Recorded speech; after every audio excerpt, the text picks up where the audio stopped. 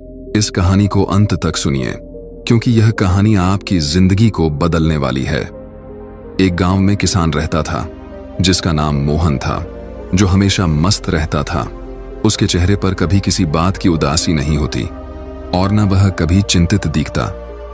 एक बार गांव में भयंकर तूफान आया। गांव के लोगों की सारी फसलें खराब हो गईं। गांव के सभी लोग बहुत चिंतित हो गए। सब अपनी फसलों को देखकर मायूस हो रहे थे। तब तक सबने देखा कि वो किसान अब भी बहुत खुश था। उसे कोई चिंता नहीं थी। गांव लोगों ने मोहन से पूछा, क्या बात है मोहन, तेरी सारी फसलें खराब हो गई, तुझे अभी भी चिंता नहीं है, तू इतना खुश कैसे है? उसने कहा, इसमें उदास होने वाली क्या बात है? उसने कहा, चिंता छोड़ दो भाई, हमेशा मस्त रहना सीखो, हंसते रहना सीखो। गांव वाले बोले, इसमें भला मस्त रहने जैसा क्या है? कैसे हम मस्त रह सकते हैं?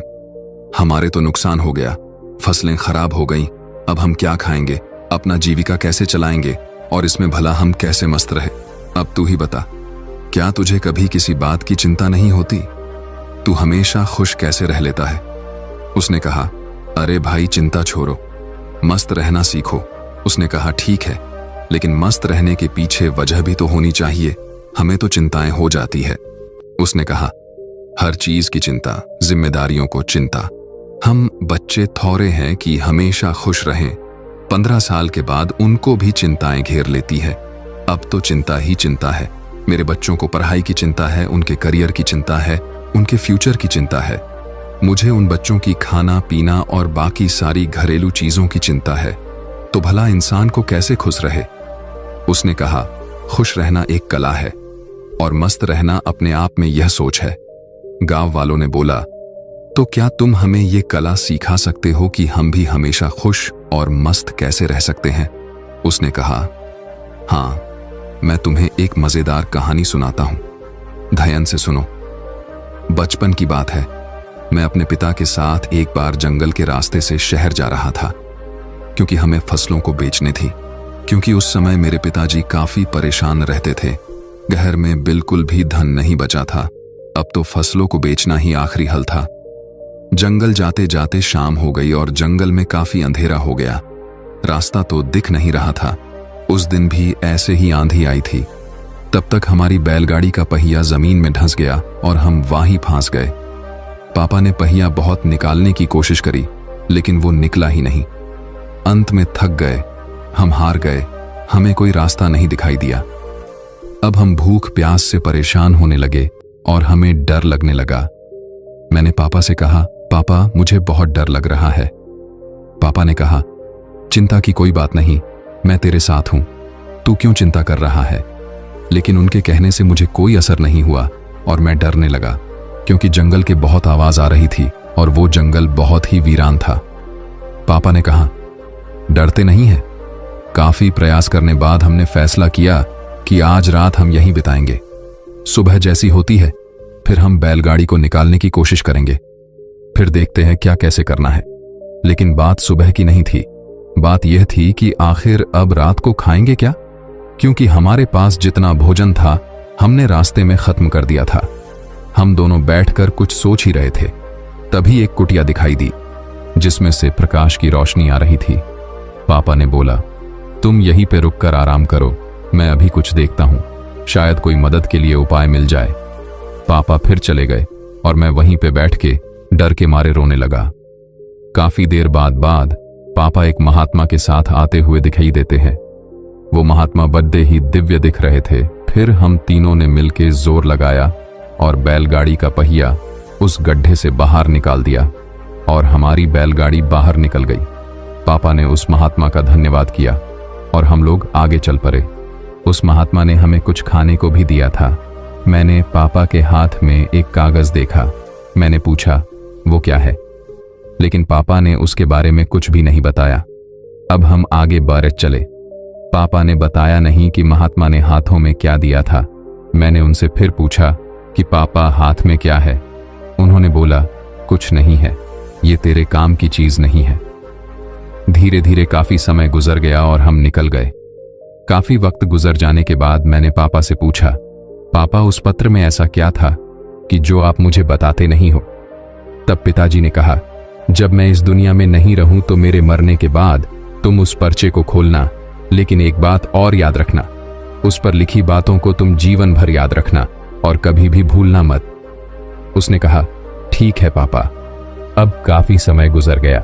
गांव के लोगों ने मोहन से पूछा, वो सब तो ठीक है, लेकिन हमें चिंता क्यों ना हो? हमें तो चिंता होगी ना, हमारी फसलें खराब हो गई।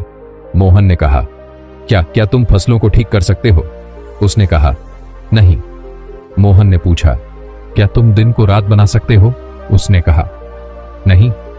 उसने पूछा, क्या तुम हवाओं को रोक सकते हो? उन्होंने कहा, नहीं। उसने फिर पूछा, क्या तुम बारिश करवा सकते हो? सबने कहा, नहीं भाई नहीं, हम कुछ नहीं करवा सकते, हम भगवान नहीं है। तो उसने कहा, जब तुम्हारे हाथ में कुछ है ही नहीं तो तुम भला चिंता करके क्या पाओगे? सारे किसान सोच में पड़ गए कि यार बात तो सही कह रहा है, इसमें भला ज्यादा चिंता करके क्या होगा। तब मोहन ने कहा, जब हमारे हाथ में कुछ है नहीं तो फिर हम चिंता कर क्या करेंगे? इसीलिए मस्त रहना सीखो और मस्त रहने की आदत डालो, तभी तुम्हारे जीवन में खुशियां आएंगी। तब सब किसान ने कहा, लेकिन उस पत्र में ऐसा क्या लिखा था? क्या तुमने पिता के जाने के बाद उसे खोलकर नहीं देखा? उसने कहा, हाँ, पिता के मरने के बाद मैं बहुत अनाथ हो गया था, कुछ भी अच्छा नहीं चल रहा था, मुझे कोई रास्ता नहीं दिख रहा था कि अब मैं क्या करूं, क्योंकि उस टाइम मेरे पास कोई रोजगार नहीं था और मुझे ये खेती काम इतने अच्छे से आता नहीं था। तभी मेरे दिमाग में आया कि उस पत्र को मैं खोलकर देखूं कि इसमें ऐसा क्या लिखा है। फिर मैंने जब उस पत्र खोला तो मेरी आंखें खुली की खुली रह गईं। सबने पूछा, ऐसा क्या था उस पर्चे में, हमें भी बताओ। किसान ने कहा, उस पत्र में लिखा था कि ये वक्त भी गुजर जाएगा। मुझे इसका मतलब समझ में नहीं आया और उसका मतलब जानने के लिए मैं उस महात्मा के पास गया तो महात्मा ने बताया, ये समय भी गुजर जाएगा। मैंने कहा, ये तो ठीक है, आप तो वही बता रहे हैं जो इस पर्चे पर लिखा है, लेकिन इसका मतलब क्या है? महात्मा ने फिर कहा, यह समय गुजर जाएगा। अब मुझे गुस्सा आया। मैंने फिर से पूछा है, ये क्या मजाक है? मैं इसका मतलब पूछ रहा हूं और आप इस पर लिखी बातों को बार बार मुझे सुना रहे हैं। तब महात्मा ने कहा, तुम अभी परेशान हो, उदास हो, तुम्हें नहीं पता कि यह वक्त है और वक्त गुजर जाता है। ये हालात ऐसे ही नहीं रहेंगे, कुछ समय बाद सब ठीक हो जाएगा, सब कुछ बदल जाएगा और ये परेशानियों के बादल छंट जाएंगे। इसीलिए इस बातों को याद रखो, ये वक्त गुजर जाएगा, वक्त कभी नहीं रुकता, अच्छा बुरा जैसा भी हो वक्त गुजर जाता है। तुमको चिंता करने की कोई आवश्यकता नहीं है, तुम बस खुद को देखो, अपने हाथ को देखो और बस मेहनत करते रहो। धीरे धीरे वक्त जैसा भी हो, समय बदल जाता है। गौर से देखो, तुम्हारे हाथ में कुछ भी नहीं, तुम बेमतलब में फालतू की चिंताएं कर रहे हो, फालतू की मुश्किलों को और बड़ा बना रहे हो जो किसी भी तरह से हल नहीं होने वाली। वक्त अपने आप गुजर जाता है, इसीलिए जो तुम्हारे हाथ में है ही नहीं उससे भला चिंता करके क्या मिलने वाला है। इंसान को चाहिए कि वो सब्र रखें हर वक्त में, हर परिस्थिति में, क्योंकि जिसके पास सब्र नहीं वो कभी भी चैन से जीवन जी ही नहीं सकता। चैन से जीवन जीने के लिए इंसान के अंदर सब्र का होना जरूरी है और सब्र तभी आता है जब इंसान इस बात को याद रखेगा कि वक्त गुजर जाएगा। तब से मेरी जिंदगी बदल गई और मैं इस बातों को जीवन भर के लिए याद करके रख लिया। अब जो कुछ भी होता है मैं चिंता नहीं करता, बस मेहनत करता रहता हूं, कोशिश करता हूं चीजों को ठीक कर सको। लेकिन जो मेरे हाथ में है ही नहीं मैं उसको चिंता करके भला क्या करूं। इसीलिए मैं अब मस्त रहता हूं और लोगों से यही कहता हूं कि मस्त रहो, ज्यादा चिंता मत करो और ज्यादा सोचो मत। जीवन चल रहा है, जीवन गुजर रहा है और जीवन गुजर जाएगा। बाकी अगर ये कहानी आपको अच्छी लगी हो तो इस वीडियो को लाइक करें और ऐसी और कहानी सुनने के लिए डे इंस्पायर्ड यूट्यूब चैनल को सब्सक्राइब करें। तब तक मिलते हैं हम आपसे ऐसी ही एक और प्रेरणादायक कहानी के साथ अगले दिन। धन्यवाद।